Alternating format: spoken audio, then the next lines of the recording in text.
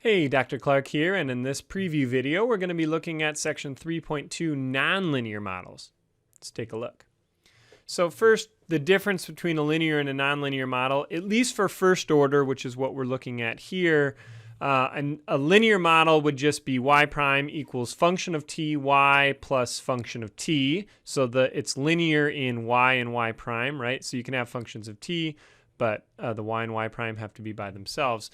A nonlinear model, essentially we're looking at y prime equals something times a function of y plus something, right? So for example, a linear model could be e to the t times y plus cosine of t equals y prime, whereas a nonlinear model might be y prime equals t squared times the square root of y squared plus 1 plus 7t. So you still have these functions of t happening, but the y is inside of a nonlinear function, right? So here y is just by itself. Here is y is inside of a nonlinear function, like square root, y squared, cosine of y, that kind of thing. So that's the main difference between linear and nonlinear, at least for first order here. And just to give you a couple examples, like, what does this actually look like? So we've looked at population. Linear population was just p prime equals kp, right? That was sort of the standard linear population model. And we solved this several times. You get exponential growth, right? The nonlinear version, which includes the carrying capacity, is p prime equals kp times 1 minus p over n. Well, now we have p times p, that's a p squared, right? So you see that's the nonlinearity. It's essentially,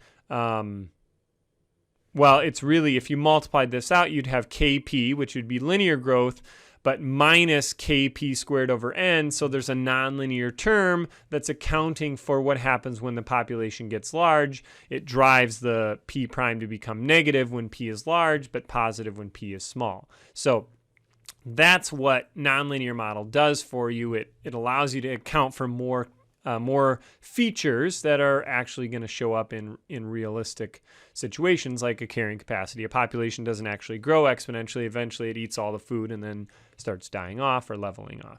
Okay. And similarly, what would it look like for air resistance? Well, linear air resistance is mass times velocity, mass times acceleration, right? So this is really Newton's second law. The derivative of velocity is acceleration. So that's gravity, right? Mass times gravity. But if you're moving, if you have a positive velocity, you get a negative force, essentially. So you have a force happening in opposition to the direction of motion, right? So if you're moving this way, the force is that way. And so this is ma right here. That's a force, basically. So linear air resistance looks like that.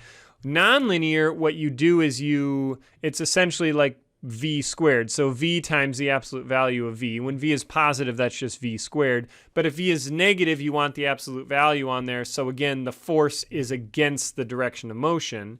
If you just had v squared, it would always sort of magically be in one direction, which wouldn't make sense.